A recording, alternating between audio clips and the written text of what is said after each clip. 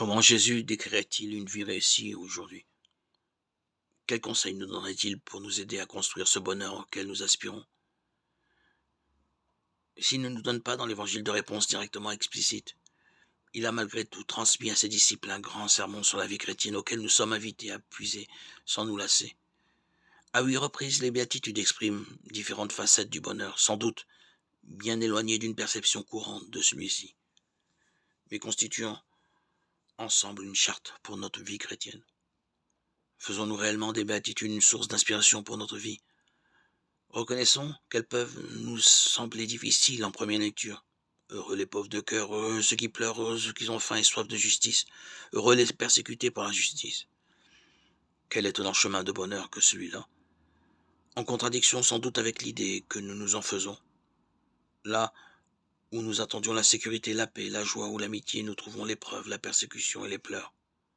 Le risque est grand alors de simplement s'affranchir de ces paroles de Jésus, peu concernées par ces injonctions irréalistes, et de les laisser aux spécialistes de la vie mystique qui seuls seraient en mesure d'en vivre. Les béatitudes se retrouvent alors assignées aux religieux, charge à tous les autres de trouver une voie plus réaliste pour leur bonheur. Moins radicalement, il y aurait aussi une façon de les comprendre de manière exclusivement spirituelle, c'est-à-dire un peu lointaine et abstraite, de telle sorte qu'elle manquerait d'orienter concrètement notre choix de vie. Les béatitudes manifestent en réalité le renversement profond que Jésus est venu apporter dans les valeurs qui guident nos vies. Il n'est pas question ici de réussite personnelle ou d'accomplissement, mais plutôt d'une voie d'humilité et d'abandon. Cette proposition ne trouve son sens que dans un horizon plus large que cette seule vie. Les promesses attachées aux béatitudes renvoient à un futur qui dépasse cette vie. Ils seront appelés fils de Dieu, ils verront Dieu. Les béatitudes nous replacent finalement dans notre vocation fondamentale à la sainteté et à la vie en Dieu. Nous pouvons donc reconnaître en elles un chemin qui mène vers le bonheur. Le cheminement décrit faisant intervenir différentes vertus: l'humilité, la douceur, la force, la justice, la miséricorde, la pureté de cœur, qui conduisent à la sagesse comme à la vertu suprême.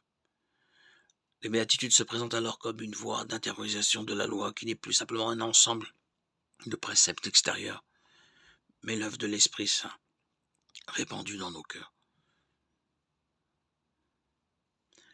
Il est vrai que ce renversement des valeurs ne prend un sens qu'en union avec le Christ, qui lui-même a ouvert cette voie.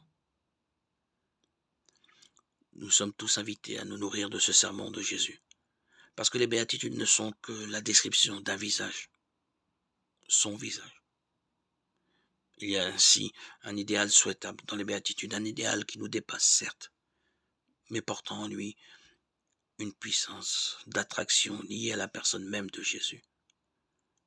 Le premier à les avoir vécus, qui continue de nous inviter à nous mettre à sa suite. Elle reste un chemin d'humilité, parce qu'elle nous semble bien difficile à vivre. Mais notre foi nous assure que les grâces dont nous avons besoin nous sont toujours données pour qu'elles puissent transformer nos vies.